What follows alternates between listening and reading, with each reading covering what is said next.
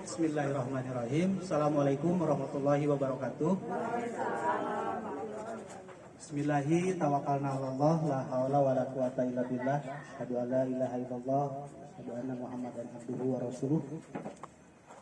Alhamdulillahilladzi arsala rasulahu bil huda wa dinil haqq yudhhirahu 'ala dini kulli wa kafa billahi syahidan. Allahumma shalli ala sayyidina Muhammad wa ala alihi wa sahbihi ajma'in.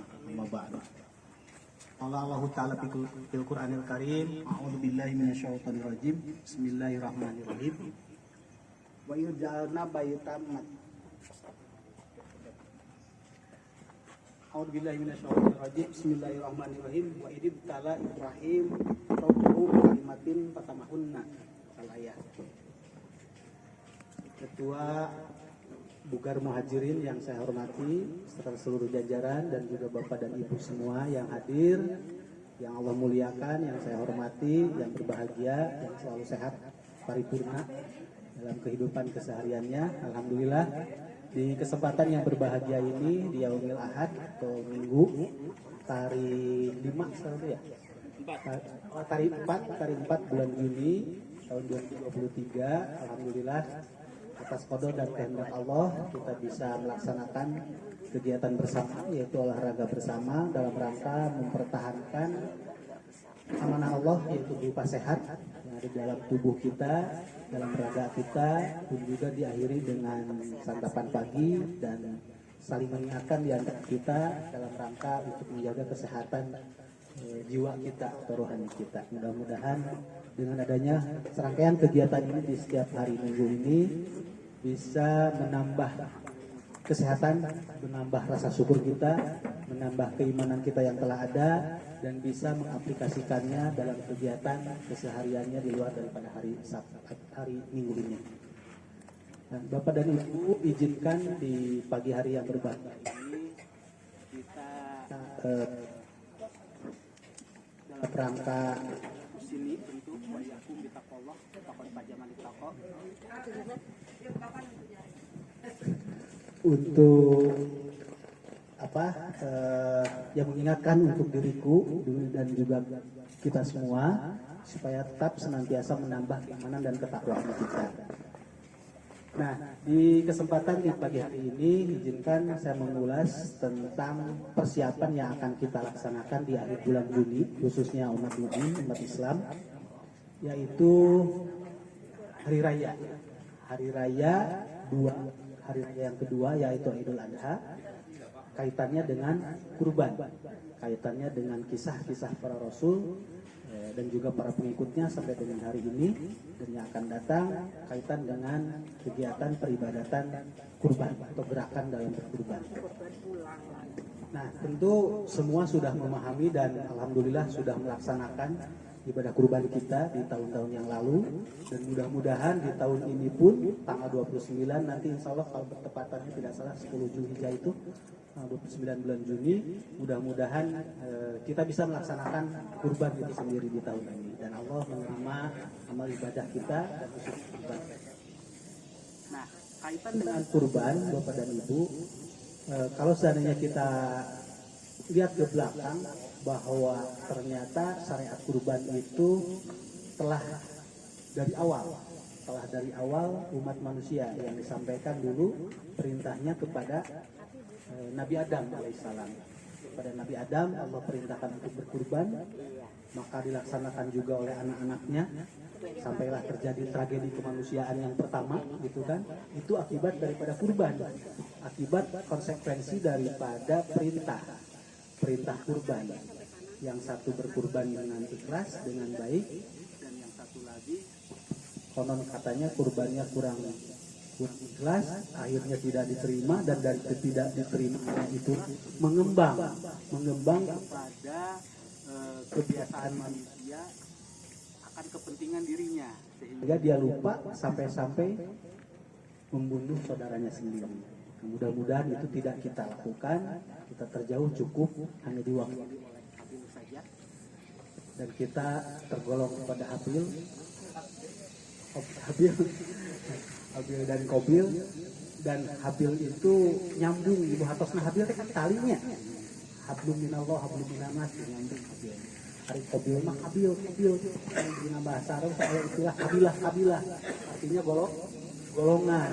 Nah, jantan keturunan selanjutnya tatkala siapa dia yang mengikuti simbang nyambung kepada Allah Rasulnya melalui para pendahulunya, itulah golongan Habil. Dan kalau seandainya kita hari ini bergolong-golong, berkabilah-kabilah, tidak mau bersatu, padu, tidak hablum minallah wa hablum minannas dan diikatlah gitu kan dengan tali Allah, yaitu la ilaha illallah, maka itulah golongan Habil. Insyaallah mudah-mudahan kita golongan Habil. Nah, setelah itu dilanjutkan juga oleh nabi selanjutnya, yaitu Nabi Idris. Nah, Nabi Idris itu konon menurut sejarahnya pelaksanaan kurbannya itu di sore hari. Di sore hari menjelang hilal terlihat.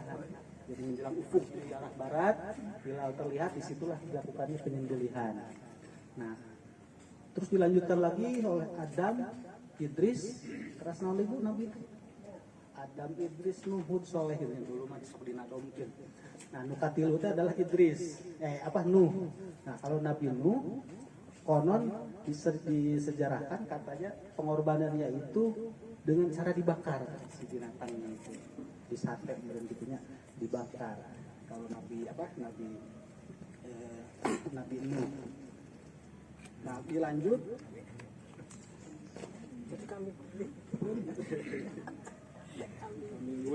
Kambing guling. Nah, setelah Nabi Nuh, Nabi Ibrahim. Jadi tidak semuanya Nabi ya, kita ambil contoh-contohnya saja. Nah, Nabi Ibrahim kita paham bagaimana kronologis sejarah perjalanan beliau untuk melaksanakan kurban. Yang diawali daripada mimpinya, visi misinya diingatkan, akhirnya bernajar untuk membunuh anaknya dengan menyembelihnya, akhirnya diganti dengan hewan sembelihan.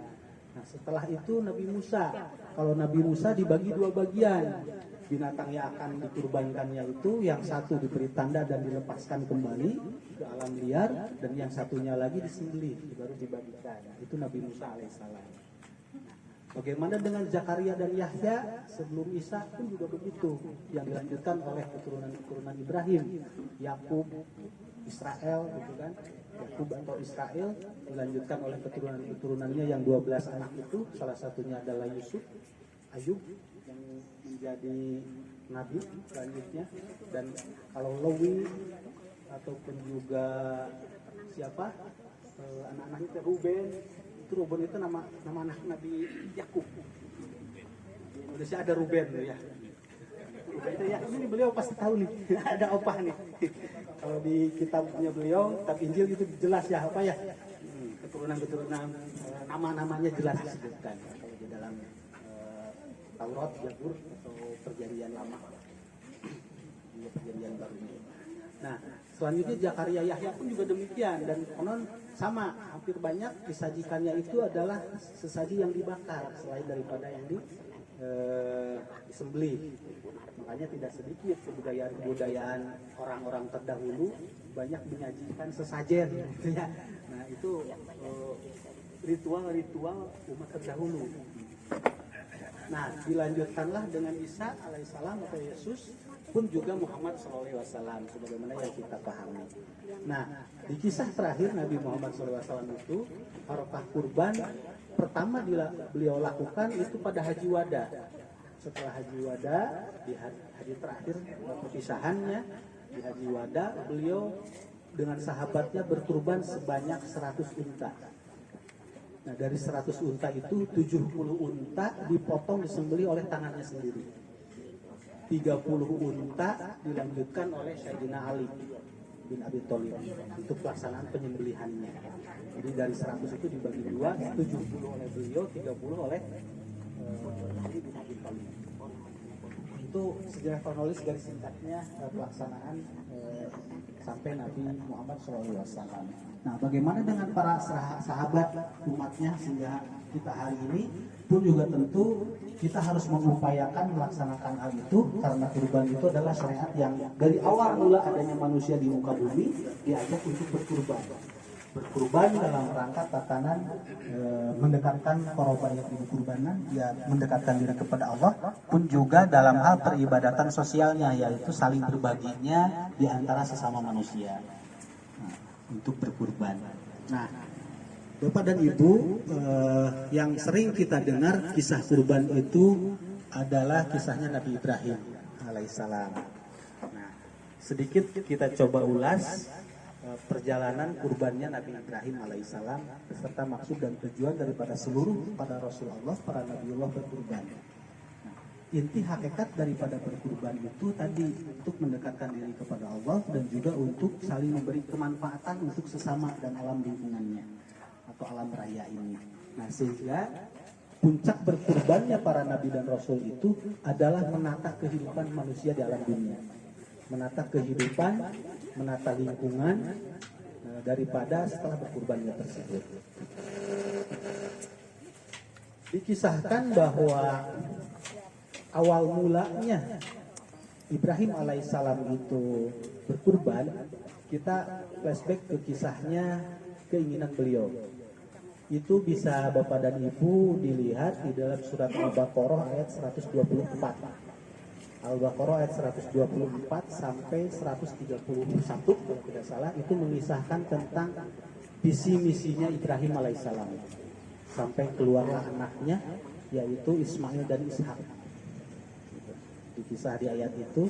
Kenapa itu disampaikan?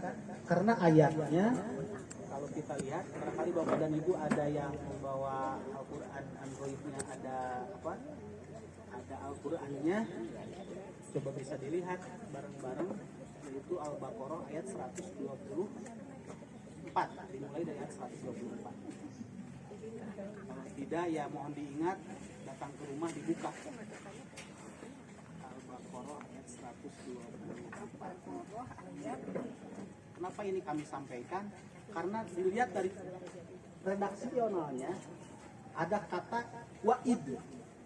Wa'id ibu bapak upami maca Al-Qur'annya supados jelas sadaqallahul adinna diperhatoskeun. Kan saat baca Quran setelah kita berlindung bertakut diakhiri dengan sadaqallahul adin gitu kan ya. Apa artosna? Maha benar Allah dengan segala firman yang maha agung ya Allah. Nah, biar kita yakin bener itu eta naon difirmankeun teh kita perhatikan. Jangan sampai di situ Allah teh nyarekan ka urang. Sabab teu apal sadaqallahul adzim bahagia gitu padahal eta Allah keur negur. Tidak beristighfar gitu kan. Nah, di ayat ini ada kalimat katanya itu wa'id. Wa'id itu hartosna dan ingatlah. Upami dan ingatlah berarti perintah pertama kita harus apa? Harus mengingat. Dan ingatlah, kata Allah, dan ingatlah berarti naon atuh kudu diingat tenan. Apa sih yang harus kita ingat? Sementara Allah perintahnya itu kalimat itu amar ini, perintah, fi'il ini, perintah. Lima kerja amar itu untuk apa? Untuk mengingat. Apa yang harus diingatnya? Fa'idibtala ketika Ibrahim Ibrahim rabbuhu, dan tatkala Ibrahim oleh Tuhannya, oleh Robnya bikalimatin diuji dengan beberapa perintah. Jadi perintah itu adalah ujian. Bikalimatin patamahunna. Nah, konsep ataupun juga sifatnya Nabi Allah itu di sini adalah Ibrahim. Tatkala beliau diuji, ini disempurnakan. Artinya dilakukan, dilaksanakan, dihadapi sampai berhasil. Sehingga upami dina sakola mah diuji teh pasti jadi nilainya saya lulus kelas gitu ya. Nah, Ibrahim juga demikian. Wa idibtala Ibrahim rabbuhu bikalimatin fatamahunna. Dan ingatlah ketika Ibrahim diuji oleh Rabbnya dengan beberapa perintah dan larangannya, lalu Ibrahim menunaikannya atau menyempurnakannya. Itmam, tamam, khotim. Jadi disempurnakan, dilaksanakan dengan baik dan benar. Sehingga setelah tatkala apa ujiannya di sini? Kalau lihat di tafsir-tafsir yang lain penjelasannya, ujiannya itu adalah di ayat ini adalah tentang membangun pondasi-pondasi bangunan. kekuasaannya, rajanya, ataupun juga di ayat itu pembangunan Ka'bah. Kan Ka'bah itu konon dibangun oleh Adam alaihissalam, hancur pada saat banjir Nuh, dan dibangun lagi oleh Ibrahim. Baitullah itu Ka'bah itu. Nah, itulah perintahnya di sana, perintah dan larangannya, maka Ibrahim melaksanakannya, menunaikannya dengan sebaik-baiknya. Nah, lanjut di ayat tersebut, qala ini ja'iluna linnasi imaman. Kata Allah, sesungguhnya Allah akan menjadikanmu ja'iluka linnasi imaman. Dengan adanya ujian itu, dengan adanya perintah dan larangannya itu kepada Abraham, kepada Ibrahim, tujuannya adalah untuk menjadikan dirinya menjadi orang yang terdepan, untuk menjadi orang yang paling baik di depan, gitu, imam. Jadi pemimpin memberi contoh hal yang terbaik, yang terdepan. Itu Ibrahim. Nah, lantas setelah ja'ala di situ, ja'iluka artinya dijadikan. Kalau dijadikan itu beda dengan khaliqo, Ibu ya. Kalau khaliqo mah menciptakan, kalau menciptakan mah hak prerogatif Allah. Tidak perlu ikut campur kita. Kata Allah kun fayakun, jadi. Tapi kalau kalimatnya ja'ala, ja'iluka, ja'alna artinya menjadikan, berarti ada proses. Siapa yang dijadikannya, mau atau tidak? Ini ja'iluka linnasi imaman. Sesungguhnya aku kepada kamu, padamu di situ itu Ibrahim, untuk dijadikan di antara manusia itu menjadi orang yang terdepan. Nah, sehingga bagaimana Ibrahim menjadi orang yang terdepan, di situ pilihan dirinya, prosesi dirinya untuk menjadi orang yang terbaik. Nah, sampai-sampai kata Ibrahim, kumaha atuh cenah ke keturunanana. Qala wa min dzurriyyati. Bagaimana kata Ibrahim itu dan saya mohonkan juga adalah keturunannya, yaitu keturunan Nabi Ibrahim alaihissalam. Maka Allah berfirman, qala ya nalu ahdi dzalimi. Nah, dari keturunan itu maka Allah berfirman, janjiku ini tidak mengenai orang-orang yang zalim. Artinya siapapun manusianya paskanya Ibrahim alaihissalam, dari mulai anak cucu keturunannya sampai ke yaumil akhir nanti, bisa akan menjadi manusia yang terdepan tatkala dirinya mau memprosesnya, mau mengitmamnya, mau menyempurnakannya terhadap ujian-ujiannya, yaitu perintah dan larangan Allah, larangan Tuhan. Kalau itu dilaksanakan dengan baik dan benar, pasti Allah janjikan orang tersebut akan menjadi orang yang terdepan dari segala sisi. Insya Allah pasti. Kenapa? Karena itu janji Allah. Ada peran serta Allah tatkala diri kita ingin menjadi orang yang terdepan, maka Allah hadir di dalam diri kita, dalam perilaku kehidupan kita kesehariannya, akan dibimbingnya menjadi orang yang terdepan dan akan terhindar daripada tadi ahdid dzalimin, dijanjikan yang tidak dijanjikan kepada orang-orang yang zalim. Apa itu zalim? Zalim itu adalah orang yang mencelakai dirinya. Itu zalim. Mencelakai dirinya itu adalah zalim. Komo di kabatur, pan sok batur kenyebut mana mah zalim ka urang. Begitunya. Berarti mencelakai diri yang tadi si urangnya tersebut. Berarti apa? Diri orang lain atau dirinya sendiri? Diawali daripada diri sendiri, Ibu. Kata dolim itu adalah sebutan bagi orang yang mencelakai dirinya. Selain juga mencelakai orang lain. Kalau seandainya kita dicelakai orang lain, maka kita suka mengungkapkan terasa didolim. Namun seandainya kita mencelakai diri sendiri, dasar maneh mah dolim, dan nyelakakeun sorangan gitu. Itu zolim. Nah, sehingga tatkala kita mencelakai dirinya, yang mana Allah dan Rasulnya telah mengajak dan mendoakan supaya generasi selanjutnya menjadi orang yang terdepan, sementara dalam proses kehidupan kesehariannya kita tidak berusaha untuk menjadi orang yang imaman tadi, yang terdepan tadi, maka dolimlah kelakuan kesehariannya. Tuh. Ini kalimat ingat ya. Maka ini harus diingat. Kan yang sering kita ingat berkaitan dengan kurban teh, kumaha carana kurban terjadi digentosku kambing. di masjid-masjid penceramah ki seringna eta unggul nu seringna. Nah, sementara kalimat wa idibtala dan ingatlah itu jarang dikupas dengan detail. Sehingga mari kita coba diingat kembali apa yang kita pahami selama ini dan mari kita kerjakan dan luruskan manakala pemahamannya tidak sesuai dengan apa yang Allah kehendaki. Tapi insya Allah pasti kita sudah sesuai dengan apa yang Allah maksudkan. Nah, itu. Nah, di ayat selanjutnya, di ayat 125 pun juga sama. Wa idja'alna, dan ingatlah juga gitu. Dan ingatlah ketika kami menjadikan ja'alna baitan, rumah, masabatan linnas, wa amnan, tempat baitullah itu, tempat gitu ya, tempat berkumpul tadi, bagi manusia sebagai tempat yang aman. Dan ingatlah, nah, jadi alhamdulillah sampai dengan hari ini, rata-rata dan keseluruhnya apalagi di tanah haram tadi, akan senantiasa aman. Kenapa? Karena dari awalnya, Allah memproses menjadikannya tempat baitullah itu aman. Cobi we geura ibu sederhanana ieu mah nu karaos ku abdi upami nuju penat, nuju capek, nuju seur emutaneun gitu, seur nu nagih segala rupa we gitu. Dan nu paling enak dan paling aman abdi cicing di mana? Di masjid. Tep we sakitu di tempat anu panas ge di masjid mah sok asa sejuk. Gitu.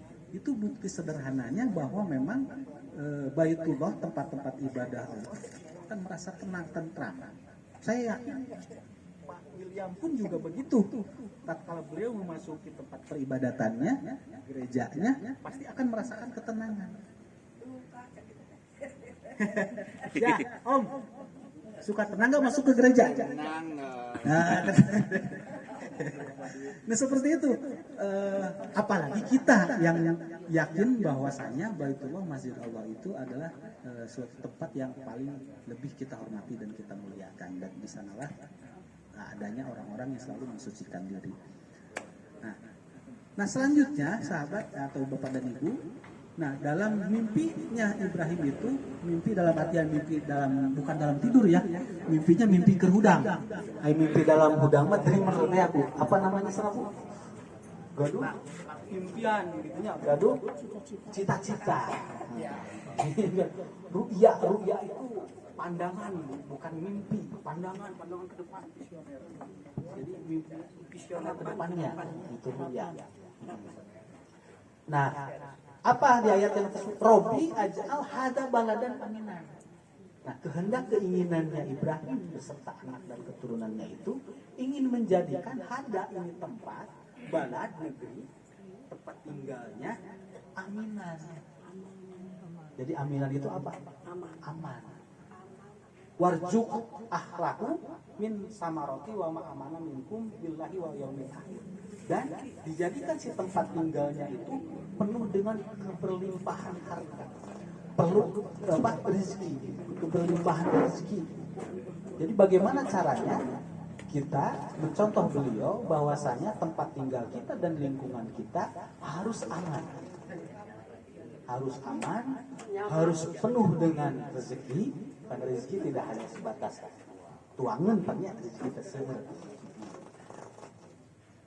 sampai ke yaumil akhir. Nah, namun konsekuensinya kata Allah di sini di ayat yang 125, qala wa man kafara fa ummatuhu qalilan summa adharuhu ila adabin nar wa bi'sal masyir. Nah, dan kepada orang kafir pun aku beri kesenangan sementara, kemudian aku paksa ia menjalani siksa neraka, dan itulah seburuk-buruk tempat kembali. Jadi manfaat daripada lingkungan kita amankan, kita bina dengan baik dan benar, maka seluruh masyarakat yang ada di situ akan ikut merasakannya, walaupun dia kategori kafaro. Itu barangkali Bapak dan Ibu. Bisa dilanjut atau waktunya sudah habis ya? Sebenarnya salah nama, tapi ya itulah gambaran dan kenapa ujung akhirnya berkurban. Berkurban itu tadi untuk membentuk negeri yang dia tinggali menjadi aman. Maka disitulah perlu berkurban. Kalau kita berkurban tidak membuat lingkungan kita tidak aman, kurbannya berarti tidak diterima. jauh daripada apa yang Allah kehendaki. Ya, mudah-mudahan kita bisa berkurban di tahun ini, dan insya Allah di kemudian hari kita bahas lebih detail lagi, lebih jauh lagi kaitan dengan kisah-kisah yang harus kita ambil ibrohnya daripada perjalanan manusia sebelum kita. Ya, itu saja barangkali mudah-mudahan memberikan manfaat untuk kita semua, khususnya kepada saya pribadi, dan apabila ada yang salah saya mohon maka untuk saya beristighfar lagi, dan kalau saya kebenaran yang datangnya semua itu adalah hakikatnya dari Allah Subhanahu wa taala. Ya, demikian, terima kasih. Maaf, hadza wallahu yarana wa yahfaduna walhamdulillahirabbil alamin. Assalamualaikum warahmatullahi wabarakatuh.